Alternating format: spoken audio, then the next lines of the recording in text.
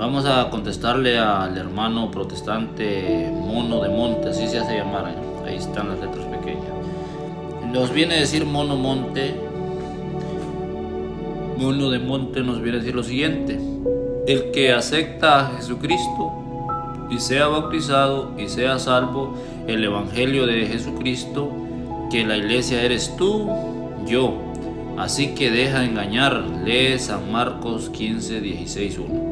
Ok, me imagino que quiso decir la siguiente cita, San Marcos capítulo 16, versículo 15 al 16. Creo que te equivocaste con la cita. Pero bueno, el punto que vamos a analizar el día de hoy es lo siguiente. Esa es la estrategia que usan los hermanos protestantes para engañar al católico. Vienen a decirle: es que la iglesia eres tú, la iglesia soy yo. Ese es el peor error en el que un cristiano puede caer, pensar eso. Porque ellos pueden decir lo que quieran, son sus opiniones, pero ahora vamos a verlo conforme a la palabra de Dios. Resulta, queridos hermanos, que yo no puedo ser la iglesia, ni tampoco tú puedes ser la iglesia, como dice aquí el hermano Mono. Discúlpame, hermano Mono, pero estás equivocado.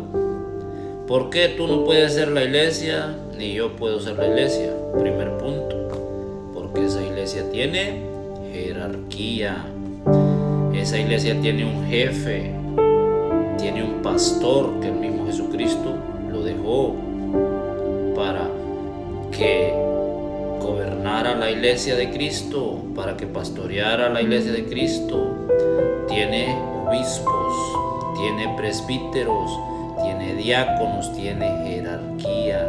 Por lo tanto, un solo miembro no puede ser la iglesia. Una sola persona no puede ser la iglesia, porque hay jerarquía en la iglesia de Jesucristo. Vamos a aclarar primero con la palabra de Dios que hay un líder, que hay un jefe,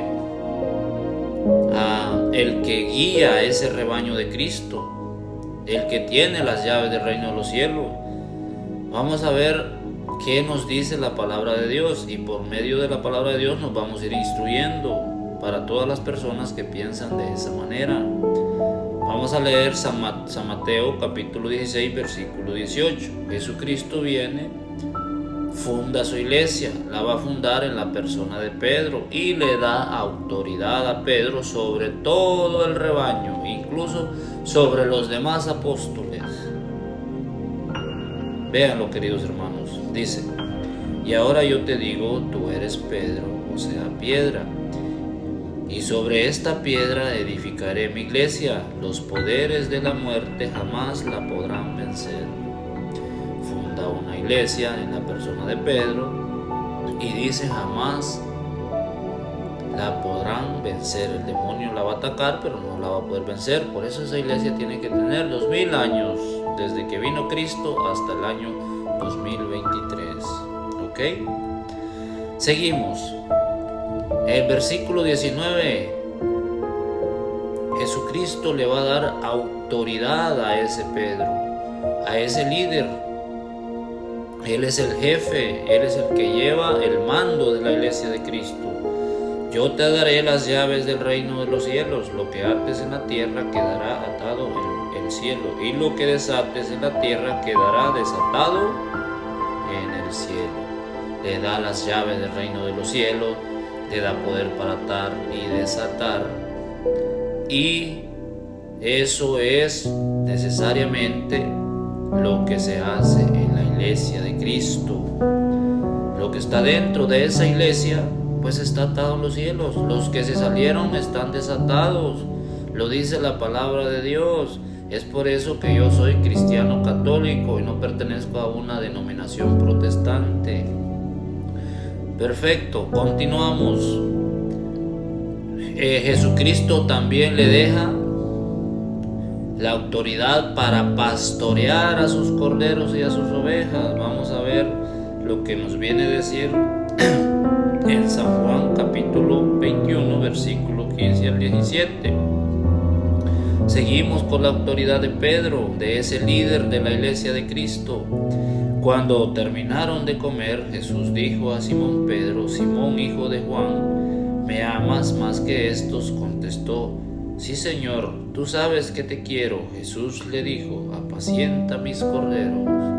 ¿Quién es el que apacienta los corderos de nuestro Señor Jesucristo? Los demás ministros, incluyendo los demás apóstoles, es Pedro. Ese es el líder, ese es el pastor de los corderos de Jesucristo. Versículo 16, le preguntó por segunda vez: Simón, hijo de Juan, ¿me amas? Pedro volvió a contestar: sí, Señor, tú sabes que te quiero. Jesús le dijo: cuida de mis ovejas. ¿Quién es el que va a cuidar las ovejas de Jesucristo? Pedro. Él es el líder, él es el jefe, queridos hermanos. Por lo tanto, ustedes ven que hay una jerarquía en la iglesia de Cristo. Versículo 17, continuamos. Insiste Jesucristo y le dice: insistió Jesús por tercera vez: Simón Pedro, hijo de Juan, ¿me quieres? Pedro se puso triste al ver que Jesús le preguntaba por tercera vez si lo quería, y le contestó: Señor, tú lo sabes todo, tú sabes que te quiero. Entonces Jesús le dijo: apacienta mis ovejas. Ese es el pastor que Jesucristo dejó para apacentar sus corderos y sus ovejas. Así que, queridos hermanos, por eso es que nosotros somos cristianos católicos. Seguimos con la jerarquía de la iglesia. Ya vimos que tiene un jefe, que tiene un líder, el pastor de todo el rebaño. Ahora van los segundos pastores, a ver quiénes son, los obispos. Vamos a Hechos de los Apóstoles, capítulo 20, versículo 28. Véanlo y vean la importancia de estar en esa iglesia que tiene obispos, que siempre ha tenido obispos desde siempre. Cuiden de sí mismos y de todo el rebaño en el que el Espíritu Santo les ha puesto como obispos. El Espíritu Santo ha puesto obispos en la iglesia de Cristo. Las sectas no tienen obispos, nunca han tenido obispos. ¿Por qué? Porque esas sectas no son la iglesia de Cristo. Vamos a ver cuál es la misión de esos obispos. A ver cuál es el propósito de que la iglesia de Cristo tenga obispos. Dice: o sea, supervisores, pastoreen la iglesia del Señor que Él adquirió con su propia sangre. Ellos son los supervisores, los que pastorean la iglesia que Él adquirió con su propia sangre. Entonces, queridos hermanos, la iglesia de Cristo tiene obispos. También esa iglesia, queridos hermanos, tiene diáconos. Por ejemplo, en primera carta a Timoteo, capítulo 3, versículo 8, aparecen los diáconos. Dice: los diáconos también han de ser respetables y de una sola palabra, moderados en el uso del vino, y que no busquen dinero mal ganado. Entonces ya te mostré, querido hermano, la jerarquía de la iglesia de Cristo. Ahora continuamos. Esa iglesia tiene que ser unida en todo, tiene que estar unida en todo, en la doctrina, en lo que se enseña, en lo que se profesa. Por lo tanto, querido hermano, esas cualidades no las cumplen ustedes, esos requisitos no las cumplen ustedes. Efesios capítulo 4, versículo 3, escucha la unidad de la iglesia en el espíritu, tanto en el espíritu como en el cuerpo, tiene que estar en unidad. Mantengan entre ustedes lazos de paz y permanezcan unidos en el mismo espíritu, un solo cuerpo y un mismo espíritu, pues ustedes han sido llamados a una misma vocación y una misma esperanza. Un solo Señor, una sola fe, un solo bautismo. Esa iglesia de Cristo tiene que mantenerse en la unidad, profesar una misma fe, un mismo credo. Así que ya sabes, querido hermano.